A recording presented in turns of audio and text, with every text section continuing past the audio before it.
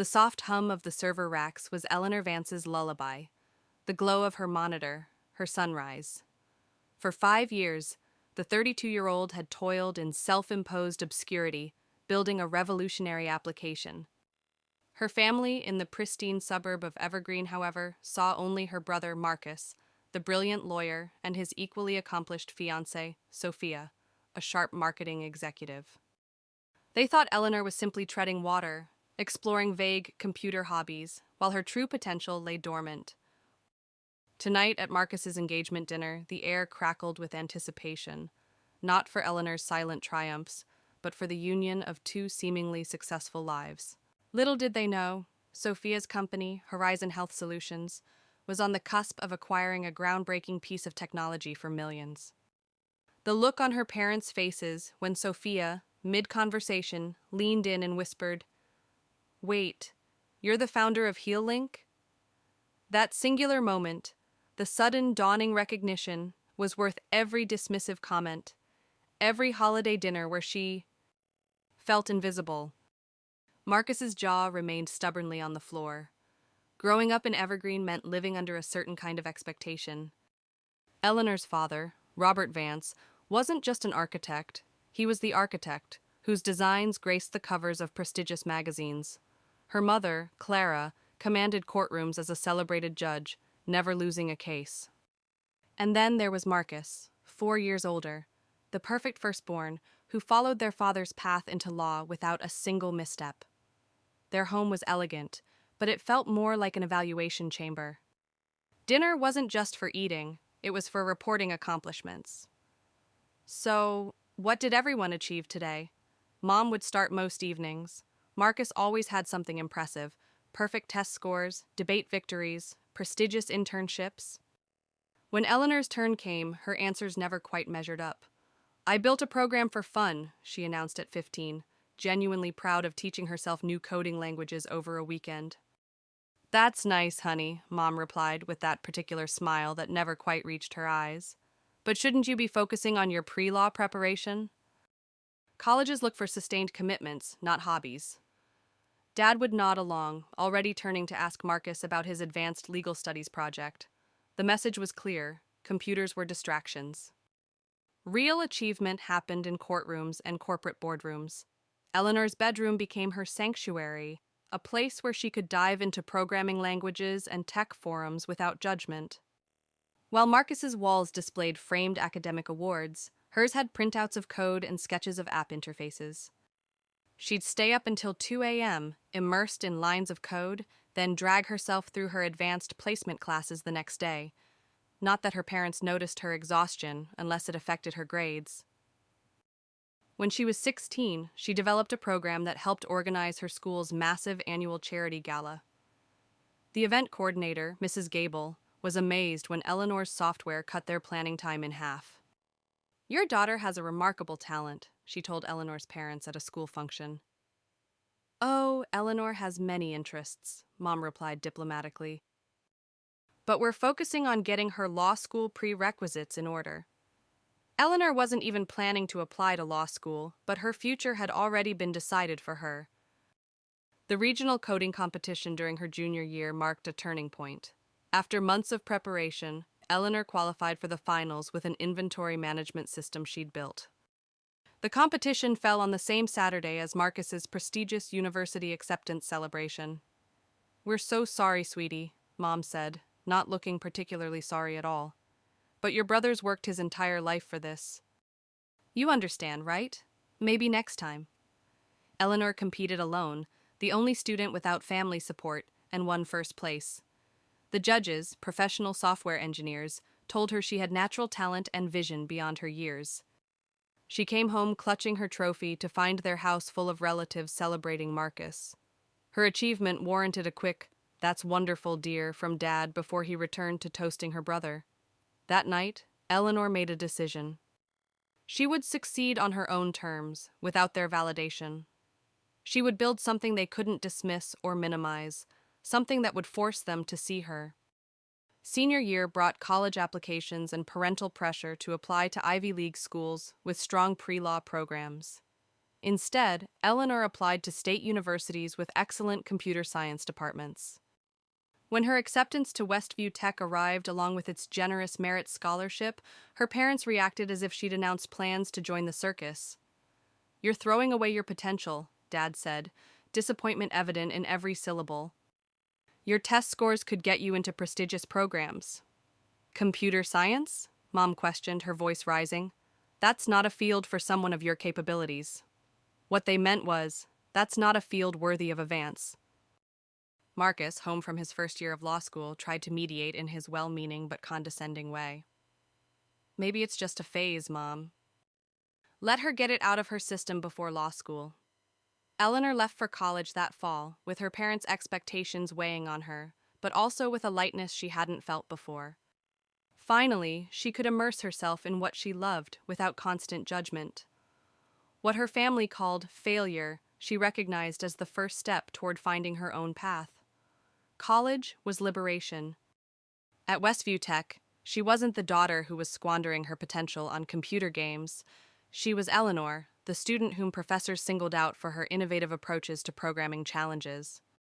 For the first time, she found herself surrounded by people who spoke her language and valued what she could do. During sophomore year, Eleanor met Beatrice in her advanced programming class. While most students struggled with the final project, Beatrice and Eleanor finished it in half the assigned time and added extra features just for fun. They started grabbing coffee after class, staying until the campus cafe closed, talking about technology and its untapped potential. "The healthcare system is broken," Beatrice said one night, her laptop open to an article about medical communication failures. Her mother had been misdiagnosed 3 times before finally receiving proper treatment for a chronic illness. "Doctors can perform miracles, but they can't communicate with each other or their patients effectively." That conversation sparked something. Over the next week, they sketched ideas on napkins and whiteboards, envisioning a platform that would revolutionize how medical information flowed between providers and patients. By semester's end, they had the skeleton of what would eventually become HealLink. Summer break meant returning home, where nothing had changed. At family gatherings, the first question relatives asked Marcus was about his legal residency. The first question they asked Eleanor was when she was switching to a real major. She started giving vague answers about studying technology that allowed conversations to move on quickly. "Computer stuff is getting popular," her uncle would say with a dismissive wave. "I'm sure you can find some entry-level job when you graduate." Maybe IT support. What they didn't know, Eleanor and Beatrice were spending every free moment building their prototype. They worked from Beatrice's parents' garage in the city, a space they generously cleared for them. Her family brought them sandwiches and asked questions about their progress. The contrast with her own family couldn't have been starker. By junior year, they had a working beta version. They entered entrepreneurship competitions, winning enough prize money to file patents and incorporate their business. A professor connected them with Dr. Harriet Chen, a frustrated hospital administrator who became their first advisor and eventually their first paying client. "This could transform patient outcomes," Dr. Chen told them after seeing their demo. "How soon can we implement a pilot program?" Meanwhile, at Thanksgiving dinner her senior year, her father cornered Eleanor by the dessert table. "Clara and I have been talking," he said, using her mother's name in that way that signaled a united parental front. "We're concerned about your job prospects. Marcus can help you get an administrative position at his firm. Something stable while you figure things out." Eleanor took a deep breath. "Actually, I'm working on starting a business."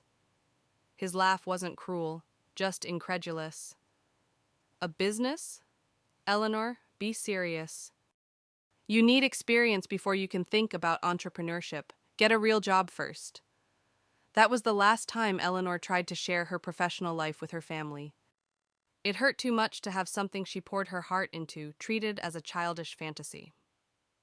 Eleanor and Beatrice graduated and moved into a tiny apartment in the city's bustling downtown. They lived on ramen and coffee, coding until their eyes burned, taking side gigs, building websites to pay rent. Their first office was a corner desk at a co-working space they could barely afford. HealLink slowly gained traction.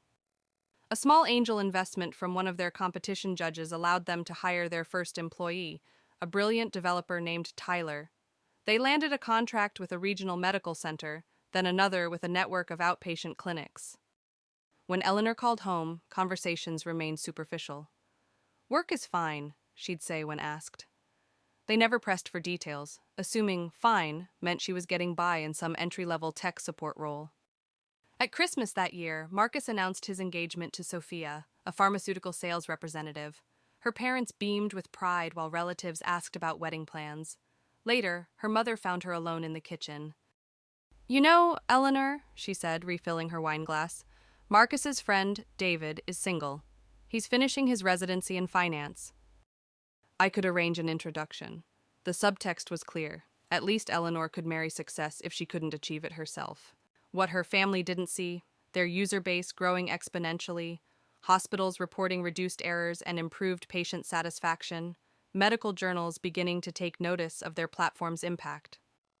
"We need to talk about scaling," Beatrice said one morning, spreading investor meeting invitations across their desk. "We can't keep up with demand." By the time Eleanor turned 26, HealLink had 30 employees and had raised $5 million in venture capital. She had moved into a modest but beautiful apartment overlooking the city skyline and could afford to pay off her student loans. Still, when she visited her parents, she drove her old college car and wore simple clothes, allowing them to maintain their narrative about her struggle. It wasn't entirely about proving them wrong anymore. It was about protecting something precious from people who had never valued it. She wanted success on her terms, not as a concession that her path was valid after all. The distance between her two worlds grew. In one, she was a rising tech entrepreneur whom industry publications were beginning to notice. In the other, she was the daughter who had failed to live up to her potential. The cognitive dissonance was sometimes overwhelming. The email from Evergreen Health System arrived on a Tuesday morning in April. Eleanor read it 3 times before calling Beatrice into her office. "They want to implement HealLink across their entire network," she said, her voice barely above a whisper. 27 hospitals in 3 states. Beatrice collapsed into the chair across from her desk. "That's the largest healthcare provider in the region," Eleanor finished. They'd been building toward this moment for years, but actually reaching it felt surreal. The contract would multiply their revenue tenfold and establish them as a major player in health tech. Within hours, their phones were ringing with calls from other hospital systems interested in what Evergreen had seen in them. The following month brought their first acquisition offer from a larger tech company, $30 million. Beatrice and Eleanor sat in a sleek conference room, listening to executives twice their age explain why they should take the money and work for them. "It's a generous offer," Beatrice said as they walked back to their office. "It is," Eleanor agreed, "and we're turning it down." They both knew HealLink was worth more than money. It was about building something that actually helped people, something that mattered. They weren't ready to give up control. 2 weeks later, venture capital firm Summit Partners offered $30 million for a minority stake, valuing their company at over $100 million. This time, they accepted. The investment would allow them to expand without losing their vision. When the press release went out, Eleanor requested that only her first name be used. "Eleanor, co-founder and CEO," the articles read, usually with Beatrice's photo beside a silhouette with Eleanor's name. It wasn't about hiding, exactly. It was about controlling her narrative. "Don't you want recognition?" Beatrice asked after an industry conference where Eleanor deliberately kept a low profile. "You've earned it." "I do," Eleanor admitted, "just not yet, and not from strangers." What she couldn't articulate, even to Beatrice, was her complicated relationship with validation. She wanted her family to see her, truly see her, but she wasn't sure she could handle them taking credit for her success or minimizing it once it became undeniable. She needed this to be hers completely before she shared it. Besides, there was something powerful about building an empire in silence. In tech circles, she was becoming known as the Ghost Founder, the brilliant but camera-shy woman behind HealLink's revolutionary platform. The mystery only enhanced her reputation. The profile in Tech World magazine came next. They wanted photos of both founders, But Eleanor negotiated just Beatrice's clear image, and Eleanor photographed from behind, looking out over their growing office. The article praised their innovation and leadership without delving into Eleanor's background, just how she wanted it. At 28, she was a multi-millionaire on paper. She bought a stylish condo in downtown Chicago, but kept it minimal and unassuming. When relatives asked about her apartment, she described it vaguely as a small place with roommates, allowing them to believe she was still struggling. Her circle of trust remained tiny. Beatrice knew everything, of course. Her assistant Clara understood the family situation after organizing one too many declined invitations to Vance family events. Her therapist, Dr. Winters, helped her process the conflicting emotions of success without recognition. "What are you waiting for?" Dr. Winters asked during one session. "What would make it the right time to tell them?" Eleanor considered the question seriously. "I want it to be so undeniable that they can't explain it away. So big that they can't take credit for it or tell me I just got lucky. And I want to be completely at peace with never getting their approval, so if they still don't give it, I'll be okay." Dr. Winters nodded thoughtfully. "And are you working toward that peace?" "Every day," Eleanor said. And she was. Building HealLink wasn't just about creating innovative technology. It was about creating herself, separate from the expectations that had defined her early life. The irony wasn't lost on her that her brother had followed their father into law, yet Eleanor was the one revolutionizing healthcare. HealLink was now being used by over 200 medical facilities nationwide. Studies showed it reduced communication errors by 43% and improved patient satisfaction scores by 38%. Every few months, usually after some family gathering where she'd been subtly pitied, Eleanor would pull up their company valuation and user statistics, not from vanity, but as a reminder that external validation wasn't the measure of worth. The numbers helped ground her when old insecurities threatened to resurface. Then came the rumors of potential acquisition by Horizon Health Technologies, one of the largest health software companies in the country. Their initial outreach was tentative, feeling out whether HealLink might entertain an offer after turning down several others. "They're talking $200 million minimum," Beatrice said, after an exploratory lunch with their development director. $200 million. A figure that would make headlines. That would be impossible for even her achievement-oriented family to dismiss. Part of her wondered if this might finally be the moment to step out of the shadows, but another part hesitated. Was she really ready for her worlds to collide? What would it mean to suddenly be seen by the people who had spent a lifetime looking past her? Eleanor didn't have much time to consider these questions. Life was about to force her hand in the most unexpected way. The call from her mother came on a Sunday afternoon, as Eleanor was reviewing quarterly projections. "Eleanor, wonderful news," she announced without preamble. "Marcus and Sophia have set a date, early fall. They're planning an engagement dinner next month at the Grandeur. You'll need to clear your calendar." The Grandeur was the city's newest Michelin-starred restaurant, impossible to get into without connections or a 3-month wait. Clearly, Marcus was pulling strings through his legal network contacts. "That's great," Eleanor said, genuinely happy for her brother despite their complicated relationship. "I'll be there." "Wonderful." Her mother's voice shifted to a more critical tone. "And Eleanor, it's a very upscale event. Perhaps we should go shopping for something appropriate. I noticed at Christmas your wardrobe is still very collegiate." Eleanor glanced down at her designer silk blouse and tailored trousers, an outfit that had cost more than most people's monthly rent. Not that her mother would know.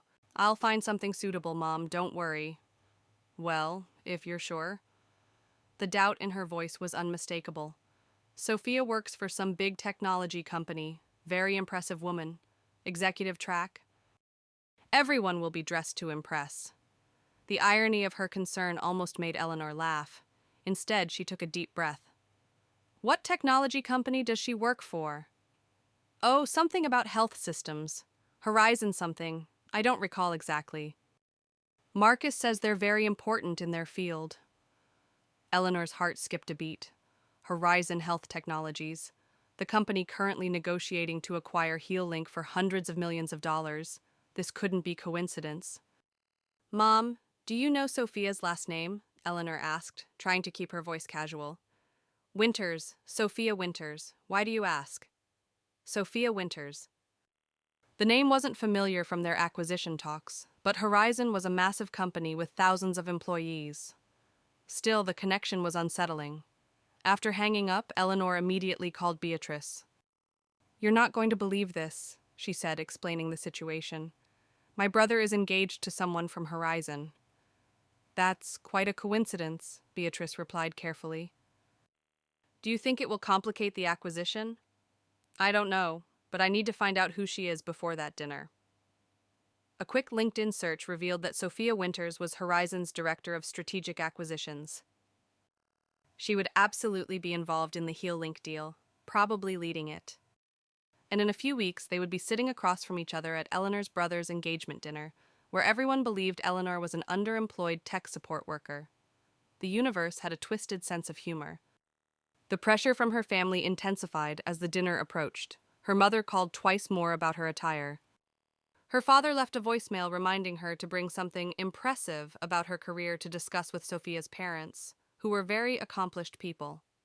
A week before the dinner, Eleanor received the most painful call yet. Eleanor, I need to discuss something delicate, her mother began, her lawyer voice never a good sign. Your father and I were talking with the Winters last night. They asked about you, and, well, Marcus mentioned you were between jobs. Eleanor's stomach tightened. I'm not between jobs, Mom. Well, that little computer help desk position wasn't exactly something to highlight. Marcus was just trying to smooth things over. The point is, Sophia's father knows someone at Global Tech who might be hiring entry-level IT staff. Isn't that wonderful?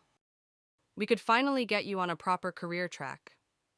The casual dismissal of her work, the assumption that she needed rescuing, the complete lack of curiosity about what she'd been doing for the past 5 years, it all crashed over her in a wave of frustration. Mom, I appreciate the thought, but I'm satisfied with my current position. Her voice was tight with controlled emotion. Don't be proud, Eleanor. This is a real opportunity.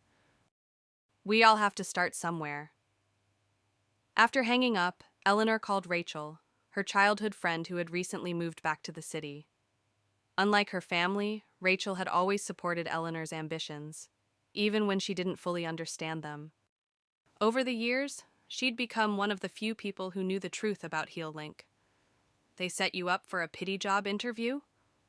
Rachel's indignation on her behalf was exactly what Eleanor needed. While you're in the middle of a $200 million acquisition deal? That's rich, even for your parents. The worst part is, the woman my brother is marrying is literally the person negotiating to buy my company, Eleanor said, laughing at the absurdity. And no one in my family has any idea. So what are you going to do at this dinner? Show up in jeans and a hoodie like they expect? Or arrive in full CEO mode and watch their jaws drop? Eleanor considered the question seriously. Neither. I'm just going to be myself. No pretense, no big revelation, no games, just dignity. Rachel raised her eyebrows. That's very mature of you. 5 years of therapy will do that, Eleanor replied with a small smile. Besides, I'm done trying to prove anything to them. If they find out, they find out. I'm not going to hide, but I'm not going to perform either. The night before the dinner, Horizon's final acquisition offer arrived.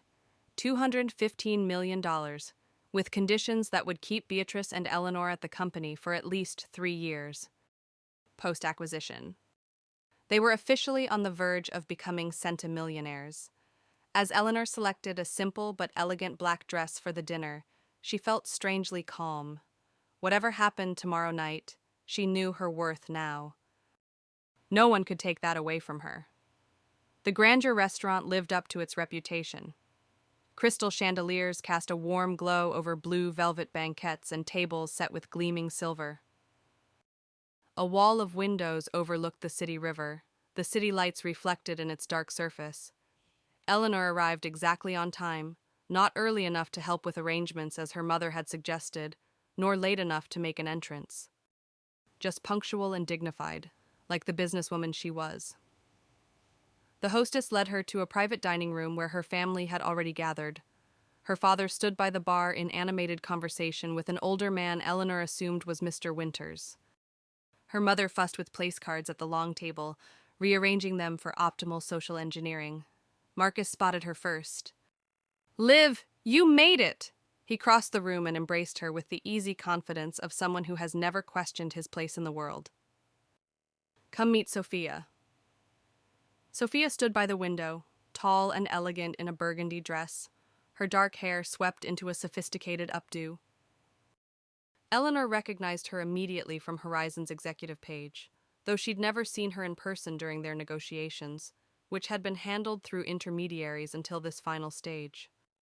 "Sophia, this is my sister Eleanor," Marcus said with the slightly apologetic tone he always used when introducing Eleanor to his accomplished friends. "It's so nice to finally meet you," Sophia said warmly, extending her hand. "Marcus talks about you all the time." Eleanor wondered what exactly he said, but smiled and shook her hand. "Congratulations on your engagement. I'm happy for you both." Her mother appeared at her elbow. "Eleanor, I see you found something to wear." "That's nice." The pause spoke volumes. "We've put you next to Cousin Margaret. You always got along with her." Translation. They'd seated her far from the important guests. Dinner began with champagne and toasts. Her father spoke first, raising his glass to Marcus and Sophia. "To my son, who has made us proud every day of his life," he said, his voice thick with emotion, "and to Sophia, a brilliant, accomplished woman worthy of him. We couldn't ask for a better addition to our family." Her mother's toast followed, a carefully crafted speech that highlighted Marcus's achievements from his first science fair victory to his recent promotion to senior associate. She concluded with, "And now he's found a partner equally dedicated to excellence." To Marcus and Sophia. As glasses clinked, Eleanor noticed Sophia looking at her with a slight furrow in her brow, as if trying to place her in some context beyond Marcus's underachieving sister. The first course arrived, and conversation flowed around Eleanor. Cousin Margaret asked about her job situation, with the delicate approach of someone inquiring about a terminal illness. "I'm in health technology," Eleanor said simply. "Database management." Not untrue, just dramatically understated. "Oh, that's nice," she replied with the same inflection her mother had used earlier. "Is there room for advancement in that field?" Before Eleanor could answer, her uncle leaned across the table. "Eleanor, Marcus tells us you might have a lead on a position at Global Tech. That would be quite a step up for you." Eleanor took a slow sip of water. "I'm actually quite satisfied with my current work." Her father overheard and joined in. "Eleanor, there's no shame in accepting help to get your foot in the door somewhere respectable. We all want to see you succeed." From across the table, Eleanor noticed Sophia staring at her more intently now. Recognition was dawning in her eyes. "Eleanor," she said during a lull in conversation, her voice cutting through the ambient noise. "Forgive me, but is your last name Vance?" The table fell quiet. Marcus looked confused. "Of course it is. She's my sister." Sophia's eyes widened. "You're Eleanor Vance from HealLink?" And there it was. The moment Eleanor had both dreaded and secretly anticipated for years. "Yes," she said simply. Sophia set down her fork with a small clink against fine china. "Wait. You're the founder." Eleanor Vance? The one where—" She stopped herself, suddenly aware of the public setting. Marcus laughed nervously. "Sophia, I think you're confusing Eleanor with someone else. My sister works in tech support or something." "No," Sophia said slowly, looking directly at Eleanor. "Your sister is the founder and CEO of HealLink, the healthcare communication platform that's revolutionizing patient care across the country. The company my firm is currently in final negotiations to acquire for over $200 million. The silence that followed was absolute. Her father froze with his wine glass halfway to his lips. Her mother's hand fluttered to her pearl necklace. Marcus's mouth literally hung open. "Is this true?" her father finally managed. Eleanor met his gaze steadily.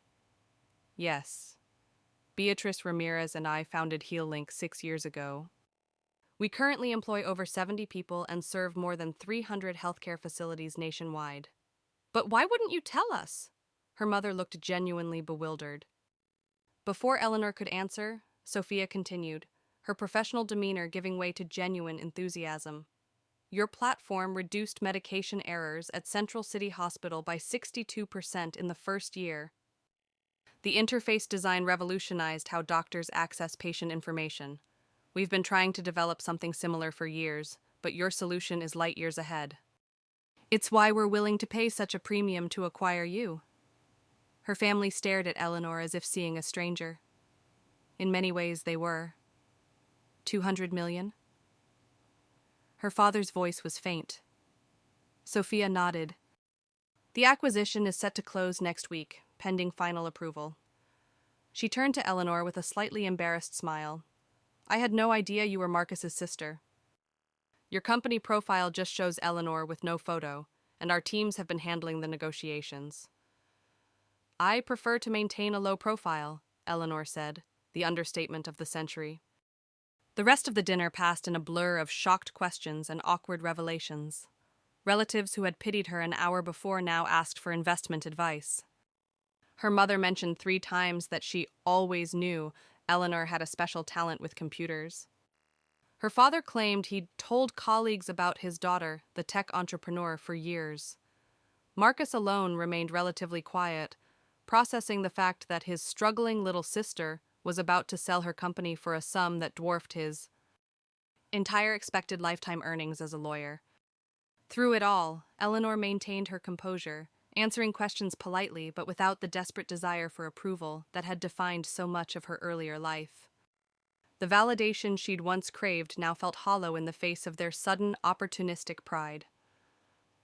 As the evening wound down, Sophia pulled her aside. I'm sorry if I created an awkward situation. I was just so surprised. Eleanor smiled genuinely. Don't apologize. It's been a long time coming. For what it's worth, Sophia added, your reputation in the industry is extraordinary. People call you the ghost genius. Now I understand why you kept such a low profile. As they said their goodbyes, her mother clutched Eleanor's arm. We need to talk soon, Eleanor. Properly. Talk about everything. Eleanor nodded, knowing the conversation was inevitable, but no longer fearing it. We will. Walking to her car, Eleanor felt lighter somehow. The secret she'd carried for years was finally in the open. Whatever came next, she would face it on her own terms, secure in the knowledge of what she had built. The first text arrived before Eleanor even got home from the dinner. Her mother, we need to talk. Brunch tomorrow. The Grand Hotel at 11. By morning, her phone was flooded. Relatives suddenly remembered they'd always supported her computer interests. Cousins who hadn't spoken to her in years asked about investment opportunities. Marcus sent 3 separate messages, each more confused than the last, culminating in a simple, "Why didn't you tell me?" Eleanor replied only to her parents, agreeing to brunch. Some conversations needed to happen in person. The Grand Hotel's dining room was elegant and discreet, perfect for the difficult conversation ahead. Her parents were already seated when she arrived, both dressed impeccably, as if for an important business meeting rather than family brunch. Eleanor! Her father stood, awkwardly oscillating between his usual perfunctory greeting and something more befitting a daughter he'd just discovered was wildly successful. He settled on an uncomfortable hug. You look well. Her mother was less restrained. Darling, we have so much to discuss. I've been reading all about HealLink this morning, the innovation awards, the funding rounds, the user growth statistics. Why would you keep all this from us? We're your family. Eleanor took a deep breath. I think you know why. I certainly don't, her father replied, his tone defensive. We've always supported your pursuits. The waiter arrived with coffee, giving Eleanor a moment to compose her thoughts. Once he left, she looked directly at her parents. You never took my interest in technology seriously. Every time I tried to share my work with you, it was dismissed as a hobby, something to get out of my system before finding a real career. After a while, it was easier to stop trying. That's not fair, her mother protested. We just wanted what was best for you. The technology field seemed so uncertain. What you wanted was for me to follow a path you understood and approved of, Eleanor corrected gently. When I chose differently, you treated it as failure. Her father leaned forward. We always knew you had potential, Eleanor. We were just pushing you to excel. No, Eleanor said firmly. You were pushing me to conform. There's a difference. Well, clearly it worked out, he countered. Look at what you've accomplished. Perhaps our pushing helped motivate you. It was the exact response Eleanor had feared and expected, taking credit for success they'd played no role in, rewriting history to cast themselves as supportive mentors rather than dismissive critics. Dad, do you remember telling me to get a real job at Thanksgiving 5 years ago? Or suggesting I take an administrative position at Marcus's firm because my own work wasn't viable? Mom, do you remember arranging a pity job interview for me just last week? Her mother had the grace to look embarrassed. We were concerned about you. You never shared any details about your work. How were we supposed to know? You could have asked, really asked. With genuine interest, not just waiting for an answer that confirmed what you already believed about me. The conversation continued through eggs, Benedict, and mimosas, painful but necessary. Her mother vacillated between defensiveness and attempts at reconciliation. Her father, true to form, tried to maintain his authority by suggesting he'd always seen her hidden potential. Your brother always spoke highly of your intelligence, her mother offered, as if Marcus's approval legitimized Eleanor retroactively. I know you both love me, Eleanor said finally, but love without respect or understanding isn't enough. I needed you to see me for who I actually was, not who you wanted me to be. They parted with tentative plans to have dinner the following week, a first step toward whatever their relationship might become. It wasn't the cathartic resolution of a movie scene, but real healing rarely is. Marcus appeared at Eleanor's apartment that evening, unannounced. I brought wine, he said awkwardly, holding up an expensive bottle of Cabernet. Figured we might need it. Eleanor let him in, somewhat surprised by his initiative. Her sleek penthouse with its floor-to-ceiling windows and minimalist design was a far cry from the struggling existence he'd imagined for her. Nice place, he said, looking around. Really nice.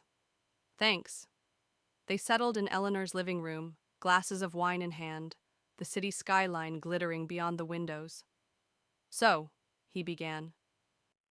I've been an ass. The blunt admission startled a laugh out of Eleanor. Not entirely. No, I have. I bought into this whole narrative about you struggling or being lost or whatever. I never really asked you about your work. Like, actually asked. No, you didn't. He swirled his wine thoughtfully. I think I liked being the successful one, the one who made Mom and Dad proud. It was comfortable. His honesty disarmed Eleanor. She'd expected excuses or the same revisionist history her parents had attempted. For what it's worth, he continued, I'm sorry, and I'm really impressed by what you've built. Sophia hasn't stopped talking about your platform. Apparently you're some kind of genius. I just built something I believed in, Eleanor said. Something that actually helps people. Like what I try to do as a lawyer, he nodded, just on a much larger scale, apparently. They talked for hours, really talked, perhaps for the first time as adults. He asked genuine questions about HealLink, about the challenges of building a company from nothing. Eleanor asked about his legal work and found herself actually interested in his answers, when they weren't presented as evidence of his superiority. As he was leaving, he paused at the door. Sophia really likes you, you know. She was mortified about outing you at dinner, but she's hoping you two might become friends. Especially if you'll be working together after the acquisition. I'd like that, Eleanor said, surprised to find she meant it. Over the next few weeks, as the acquisition moved toward completion, Eleanor's family relationships entered unfamiliar territory. Her parents oscillated between genuine attempts to understand her work and reflexive behaviors born from decades of seeing her through a particular lens. There were uncomfortable lunches where her father tried to give her business advice, and awkward phone calls where her mother asked if Eleanor was eating properly despite her busy CEO schedule. But there were also moments of genuine connection. Her father asked to see HealLink's platform and listened attentively as Eleanor explained its features. Her mother admitted that she'd never really understood technology, but was proud of what Eleanor had created. Small steps, but meaningful ones. The most unexpected development was Sophia's role in bridging the gap between her worlds. As both her future sister-in-law and her professional colleague, Sophia had a unique perspective on the Vance family dynamics. "Your parents are trying," she told Eleanor over coffee one afternoon. "They just don't have the vocabulary for this version of success. They're learning a new language, a language you seem to speak fluently." Eleanor observed. Sophia smiled. "I grew up with parents who measured worth by academic degrees and professional titles. It took me years to realize there are many paths to a meaningful life. Maybe I can help translate a bit." And she did, gently educating Eleanor's family about the tech industry, contextualizing her achievements in terms they could understand, and occasionally giving them a reality check when they slipped into old patterns. Her efforts weren't always successful, but they helped ease the transition to their new reality. The acquisition closed on schedule, transforming Beatrice and Eleanor into centimillionaires overnight. The press release mentioned both their full names and included professional photos, Eleanor's first public acknowledgement as HealLink's co-founder. The ghost genius was finally stepping into the light. 6 months after her brother's engagement dinner, life had found a new rhythm. The HealLink acquisition had closed successfully, and Eleanor now led the innovation division at Horizon Health Technologies. Their platform was being implemented in hospitals across 3 continents, with Beatrice overseeing international expansion. Eleanor's office overlooked the city river, its waters reflecting the changing seasons. Today, spring sunshine glinted off its surface as she finished a conference call with their development team in Singapore. A text from Sophia interrupted her workflow. "Reminder, dinner at your place tonight. I'm bringing that wine you liked. Marcus says he's making dessert, so expect emergency cupcakes from the bakery when he inevitably burns something." Eleanor smiled. These casual family dinners had become a monthly tradition, something she would have found unimaginable a year ago. Sometimes her parents joined, sometimes it was just the 3 of them, but the easy camaraderie that had developed between Sophia, Marcus, and Eleanor was something she treasured. Working with Sophia had accelerated their friendship. Her straightforward approach to business matched Eleanor's own, and her insights into Eleanor's family dynamics proved invaluable. She understood Eleanor's parents in ways Eleanor sometimes couldn't, identifying the insecurities beneath their controlling behaviors. "Your dad didn't dismiss your tech career because he thought you'd fail," she observed once. "He dismissed it because he didn't understand it, and Robert Vance hates not understanding things." Eleanor's relationship with Marcus had transformed most dramatically. Without the hierarchy of successful lawyer and struggling sister, they discovered common ground. Both of them were driven, detail-oriented perfectionists who genuinely wanted to improve healthcare. Now they traded ideas instead of judgments. Her parents were trying. That was the most accurate description. They had established new boundaries, her mother no longer offering unsolicited advice about Eleanor's appearance, and her father making visible efforts to ask questions about her work without immediately suggesting improvements. Their weekly Sunday calls were no longer exercises in evasion, but actual conversations. Not always easy ones, but real nonetheless. Her mother had even visited HealLink's offices, her initial awkwardness giving way to genuine pride, as employees greeted Eleanor with obvious respect. The healing wasn't just external. The acquisition had given Eleanor the freedom to focus on her own well-being in ways she'd neglected during the startup grind. Regular therapy sessions with Dr. Winters helped her process the complicated emotions around her family's sudden recognition. "You spent years protecting yourself from their judgment," she noted during one session. "Now that protection isn't necessary in the same way, but the habits remain, it's okay to let some of those walls down, gradually." Eleanor had taken her advice, not just with family but in building a broader support network. Rachel remained her oldest and most trusted friend, but Eleanor had also connected with other women entrepreneurs through mentoring programs and industry events. The isolation that had characterized her early career had given way to a chosen family of people who understood both her work and her journey. One particular source of joy was mentoring young women in technology. Once a month, she hosted workshops for high school girls interested in STEM fields, sharing not just technical knowledge but the emotional resilience needed to pursue unconventional paths. My parents think computer science is just a hobby, one 15-year-old told her, echoing Eleanor's own experience. They want me to become a lawyer like my mom. What do you want? Eleanor asked. To build things that matter, she replied without hesitation. Then build them, Eleanor said, sharing resources and encouragement. Find the people who believe in your vision, even if they're not your family. And keep the door open for your parents to understand later. That evening, as Eleanor prepared for dinner with Marcus and Sophia, she reflected on how far she'd come. The external validation she'd once craved had arrived in abundance: industry recognition, financial success, even family acknowledgement. But she discovered something more valuable along the way: the ability to validate herself. Marcus arrived first, bearing both a homemade chocolate cake that looked surprisingly edible and the emergency bakery cupcakes Sophia had predicted. I hedged my bets, he admitted with a laugh. But I'm getting better. Only set off the smoke alarm once this time. Sophia arrived with wine and news about their wedding plans. As they gathered around Eleanor's dining table, the conversation flowed easily from work to wedding to family gossip. Mom's actually reading books about technology startups, Marcus reported. I found tech founders under 30 on her nightstand last week. Better late than never, Eleanor said without bitterness. Later, as they moved to the living room with coffee and dessert, Sophia asked a question that caught Eleanor off guard. Do you ever wish things had been different? That your family had recognized your potential from the beginning? Eleanor considered carefully before answering. Of course. Sometimes it would have been easier, less painful. But I'm not sure I would have built the same resilience or clarity of purpose. I learned to believe in myself when no one else did. That's a powerful foundation.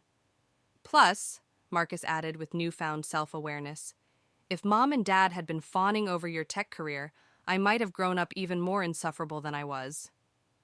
They laughed, the sound floating out over the city. Lights. The journey wasn't over. Family relationships are never truly fixed, but rather continuously evolving. There would be more difficult conversations, more moments when old patterns threatened to reassert themselves. But something fundamental had shifted. Eleanor no longer needed her family to see her worth in order to know it herself. That freedom allowed her to accept their growing appreciation without desperation, to forgive past dismissals without forgetting the lessons they taught her, and to build relationships based on who they were becoming rather than who they had been. Success isn't measured by recognition, but by impact. By that standard, HealLink had succeeded beyond her wildest dreams, improving patient outcomes and healthcare communication for thousands. And Eleanor had succeeded in creating a life authentic to her values and vision, regardless of who approved. As for family, the one we're born into and the one we choose, perhaps the greatest lesson was that relationships can transform when we bring our whole authentic selves to them. Not everyone will celebrate your path, but those worth keeping in your life will eventually learn to see you clearly. The next day, as Eleanor looked out over the city from her office window, she felt gratitude for the journey, complicated as it had been. The path forward wasn't perfectly clear, but she was walking it on her own terms, creating success by her own definition. And that, more than any acquisition deal or family validation, was the real achievement.